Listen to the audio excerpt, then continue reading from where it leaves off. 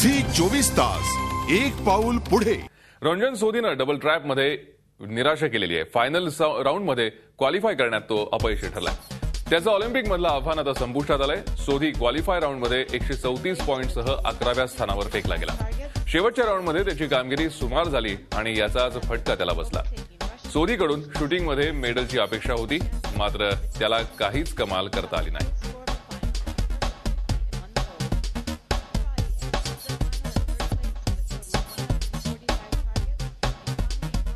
विजय कुमारनं 25 metre rapid fire पिस्तूल प्रकारात मेडलच्या शर्यतीत आपलं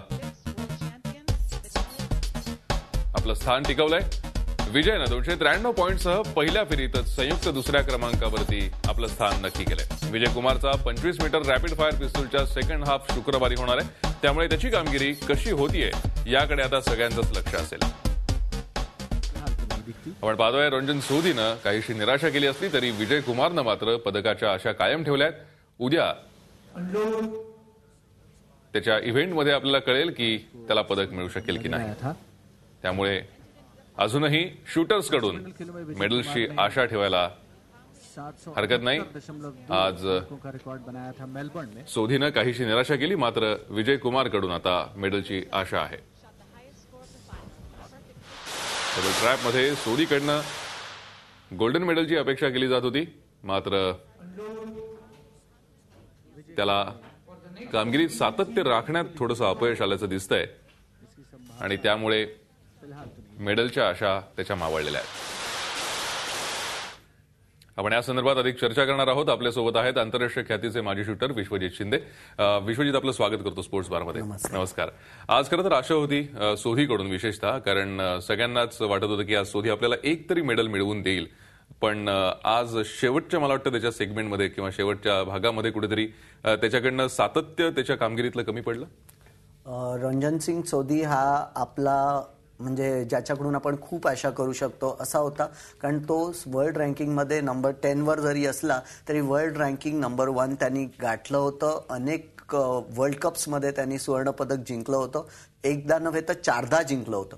त्यामुळे आपण त्याच्याकडून आशा करत होतो आणि त्याचं परफॉर्मन्स देखील कन्सिस्टंटली 145च्या वर होतं। म्हणजे आज जे परफॉर्मन्स त्याच्याकडून दिसले ते आपण अपेक्षा म्हणजे स्वप्नात देखील पाहिलं नसेल इतकं खराब झालं।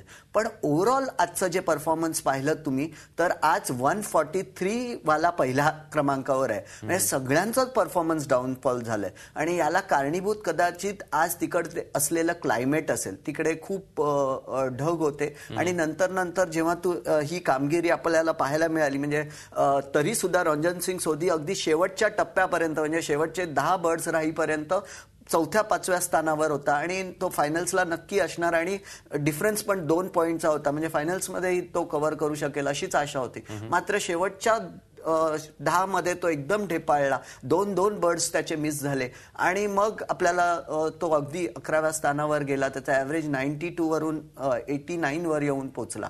तर त्यामुळे तो आउट झाला, पण बहुतेक करून तेव्हाच पाऊस आला होता आणि त्यामुळे कदाचित त्याचा फरक त्याला पडला असावा।